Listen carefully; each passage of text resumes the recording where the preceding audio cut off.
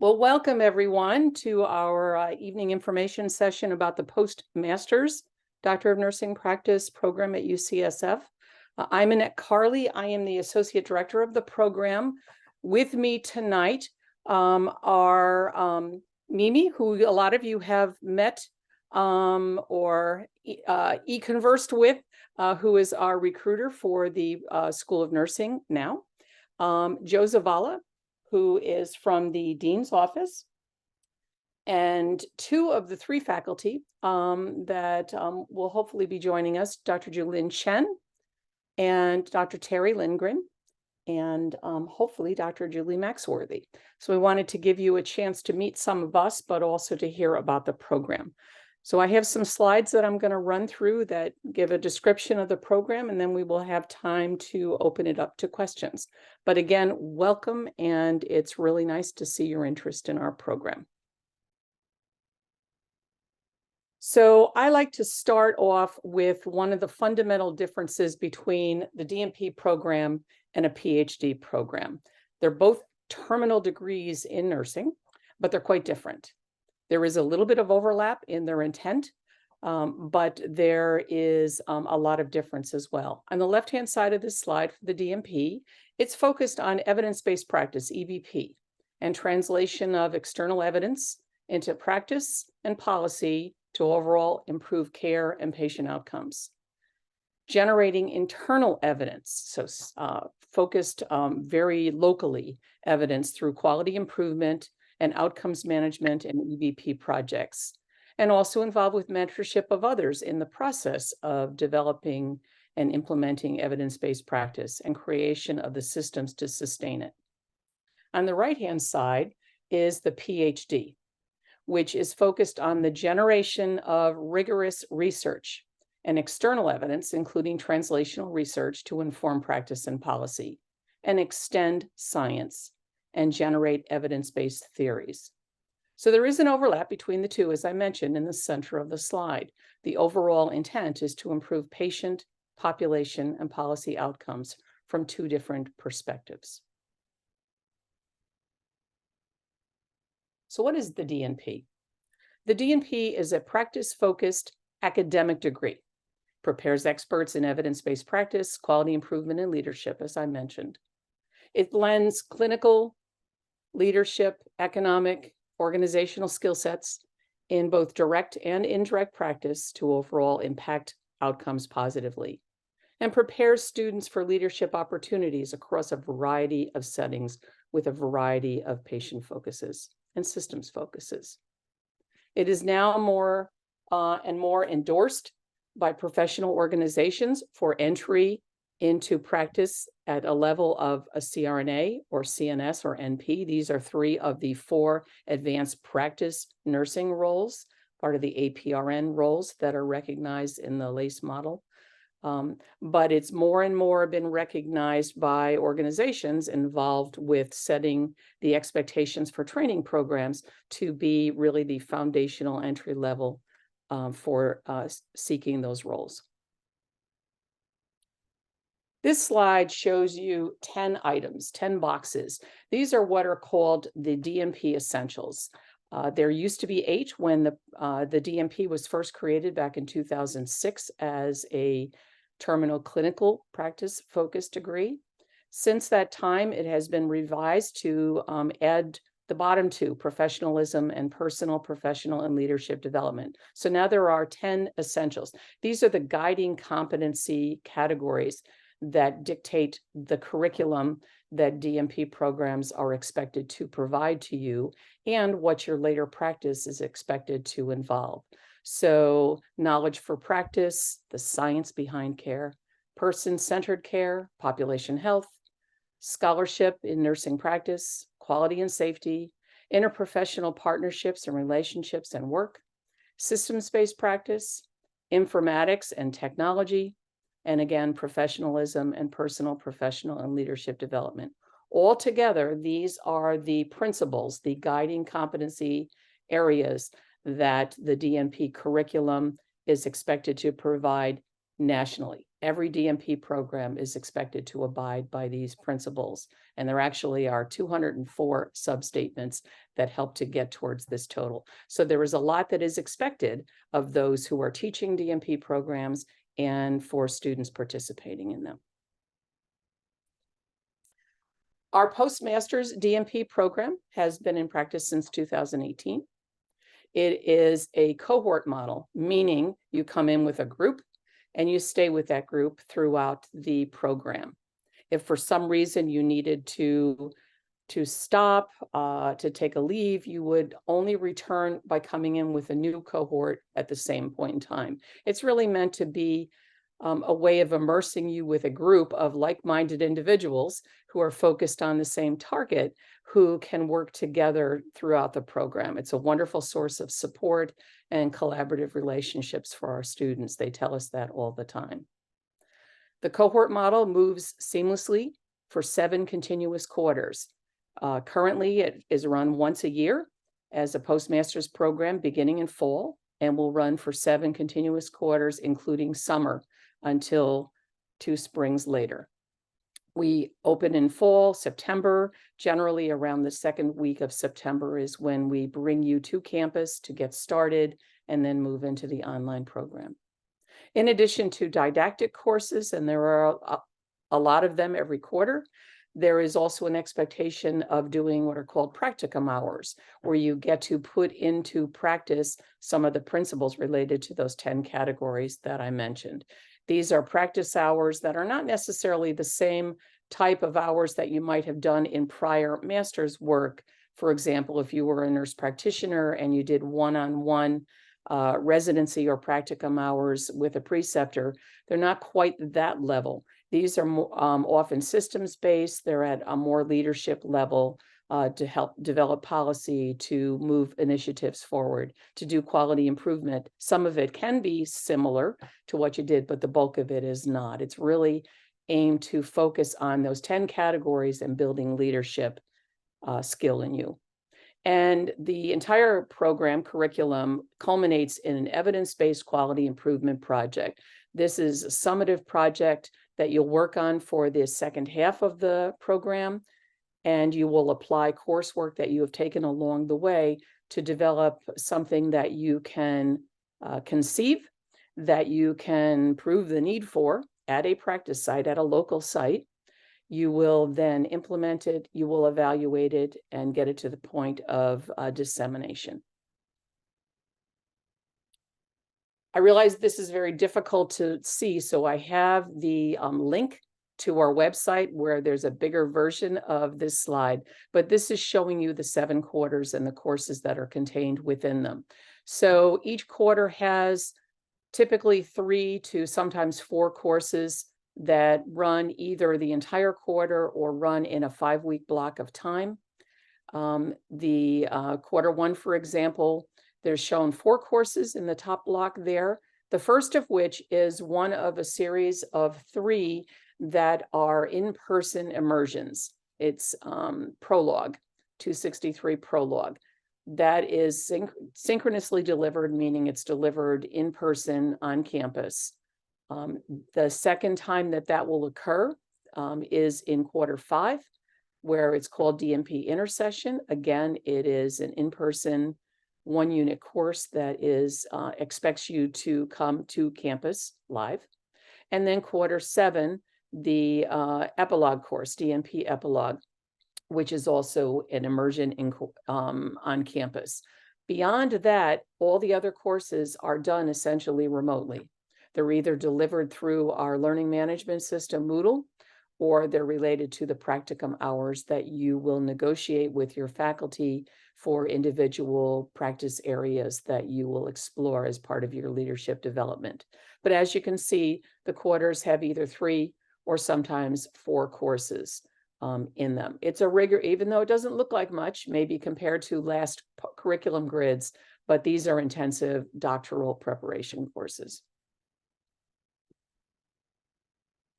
So the DNP project that I had mentioned, the evidence-based quality improvement project, is focused on translation of research evidence. Remember, the PhD is involved with generating research and evidence. And your role as a DNP leader is to translate that, to bring it to the practice level. It focuses on practice improvement or quality improvement. Hang on a second, I'm going to admit someone. It must be scalable to accomplish in the time that you have. Our program is not very long. It's only 7 total academic quarters. So we are often in a position where someone will come in with a fantastic idea, but it's something that couldn't possibly be achieved in the 4 academic quarters that you really have to conduct your project. So we scale it down to be smaller bites so that it can be practically done to the point where you can evaluate it and have a chance to draw conclusions and really have an impact at your setting. There needs to be practice site support for your project, and this is part of what you will focus on during one of the early courses in the second year, where you'll look at the readiness for your individual site to be able to take this on, meaning that you've got leadership support for you conducting it, that you have some liaison support that can help you be on the practice side of things so that your faculty can be on the academic side and really form a nice team with you. It also needs to be something that is realistic and practical at the practice site so that it has a chance of happening. So the timing needs to be in your favor, but we work with this all the time and we work with you. And it also needs to demonstrate implementation at either the system or the population level, and system or population level and evaluation of outcomes. Marion? This link that's on the slide, if you want to take a screenshot of that, that again goes to our program website, and it shows you a list by each cohort's graduation time of the scholarly project titles that we have. And the most recent group that graduated last spring, we actually have their abstracts there as well. So you can get a sense of the type of quality improvement projects that students are able to achieve during the program. But to give you a sense, here are some of the topical areas that students have explored to show you the range is wide. They have focused on behavior change through self-empowerment after group diabetes education. This was done at an FQHC, so done at a small practice to look at the effect on group management of diabetes and the education for patients. Another is assessing HIV patient satisfaction and medication adherence through telemedicine. This actually occurred in Hawaii. And Hawaii, as you know, geographically has a series of islands that are the configuration. So telemedicine is an important issue for care and practice in Hawaii. And this was a way of using telemedicine as a way to promote satisfaction and adherence. Another is structured medication reconciliation of older adults in the ED. This was done at UCSF. Implementing measurement-based care in a VA tobacco recovery clinic. Improving handoff communication in an inpatient psychiatric setting. Trauma-informed care training in a homeless shelter organization. This was in Southern California, and it was a network of about 5 shelter sites that were part of an organization. So it was an elaborate training program for multi-sites. And the final one on this list is nurse leaders' perceived knowledge and confidence in managing disasters in an acute care setting.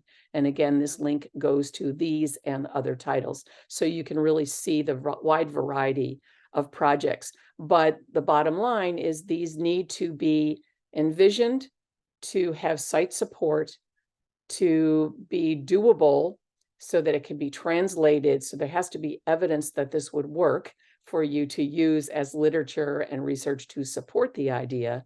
It needs to be something where there is buy-in at the site, and it needs to be accomplished from conceiving through evaluation in the 4 quarters that you actively have to work on this.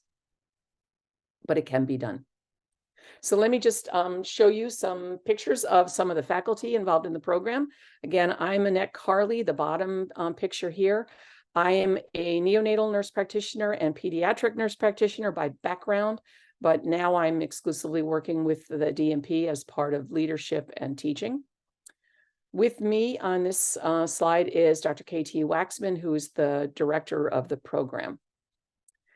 So collectively, we and others provide expertise in interprofessional education and practice, healthcare finance and management, executive leadership, online education, health policy, global health, and EBP.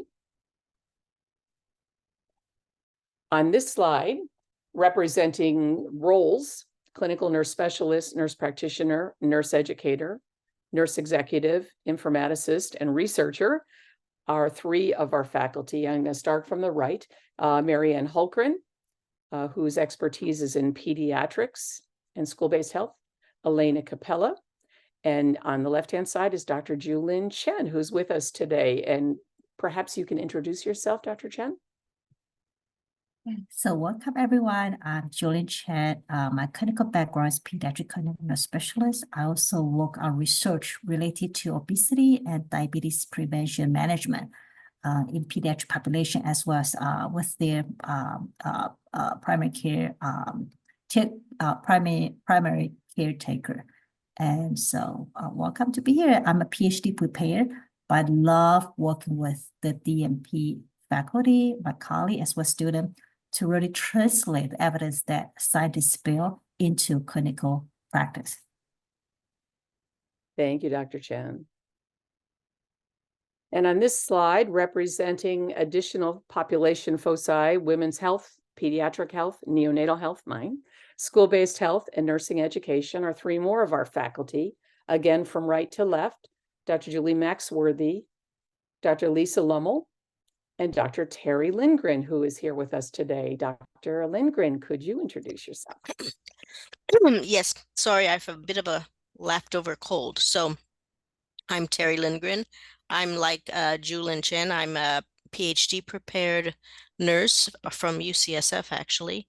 I have taught in both the PhD programs and in DNP programs back east at Rutgers University. My area of expertise has been mostly public health and community health with a particular focus on HIV. I've been doing research in those areas. I'm now semi-retired, so I'm no longer doing that. But I have a fairly significant global health background, so I'm always very interested in the whole issues around global health. And I am happy to meet you. It's nice to see you all here. Thank you, Dr. Lindgren. And then finally, three others of our faculty, Dr. Nicholas Webb on the left-hand side, Francine Seraphin-Dixon, and Dr. Marjorie Barter, representing global health, public health, informatics, and simulation. So a wide variety of experience and expertise in this group. And we're about a 50-50 mix of DNP prepared and PhD prepared faculty, which we feel creates a wonderful mix of expertise and collaborative nature with the teaching that we do. So let me talk a little bit about the two pathways into the postmaster's program. So on the left-hand side, the listing is advanced practice registered nurse. So one of those four roles, nurse practitioner, clinical nurse specialist, CRNA, and nurse midwife. So those are the four APRN roles. Advanced practice registered nursing preparation with a master's in nursing for one of those roles is one pathway. The other pathway, which is a bit newer to us, but we've done it for a couple of years now, is an RN with a master's, but who is not prepared as an advanced practice registered nurse. So this could be a nurse informaticist, a nurse educator, a nurse with hospital management. There's a variety of master preparations in nursing, but they don't happen to be preparation for those four specific APRN roles. We blend our cohorts to include both preparation and find that it's a nice collaborative mix of styles and backgrounds and interest areas to really make it a rich curriculum. So let me talk about each a little bit individually. So together, we have to be sure that our curriculum allows us to have enough practice experiences as well as didactic training to qualify for us to be able to confer the degree at the end of the program. AACN, the American Association of Colleges of Nursing, requires 1,000 practicum hours at the post-baccalaureate level. This means that somewhere from completing your bachelor's to completing the DNP, those 1,000 practice hours need to occur. Some of them will be in the program for sure, but we can also recognize up to 500 hours coming into the program from the master's level or a prior postmaster's level. So you do have to still do a considerable number of practicum hours, but I mentioned and showed you in that curriculum grid that we build that in every quarter so that you can start to tackle those hours along the way and really map them to the coursework that you're doing so that you get policy experiences, you get quality improvement experiences, those types of things. So we can allow up to 500 hours to be incoming, transferred into the program.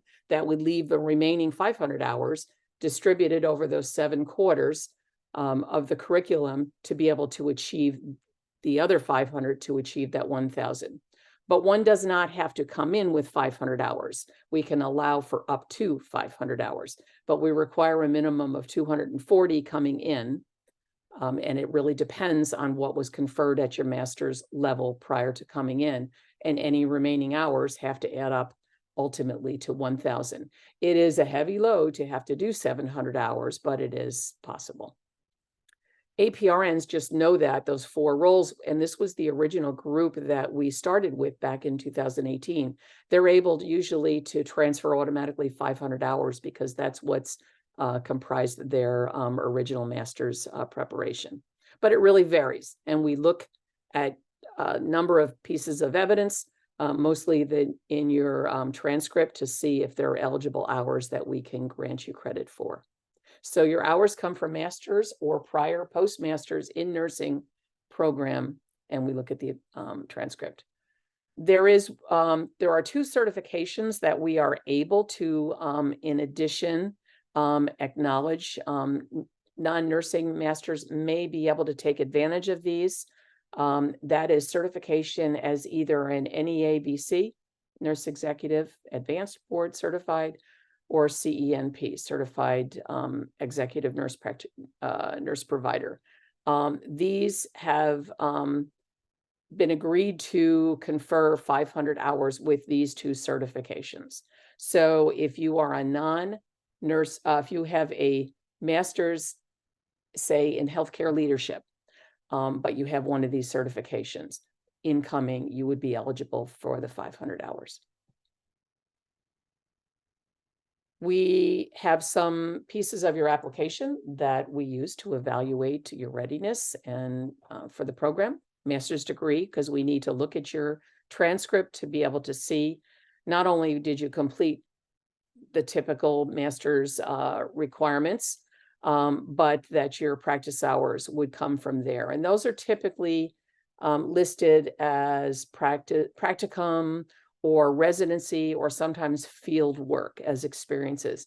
But if we cannot figure it out by looking at your transcript, we often ask for a copy of your syllabi from a course, or elements of the course catalog from your master's degree program, so that we can, with description, be able to reconcile the hours that you're claiming. It's a nursing program, so RN licensure. That does not have to be in California, but it needs to be current, and it needs to be where you plan on doing your work in the practicum experiences and with your project. You'll write both a goal statement and a personal statement. This gives us a sense of the why here, why now, why UCSF, what your goals are, why you are thinking that this additional degree preparation will advance your professional skill. 3 letters of reference.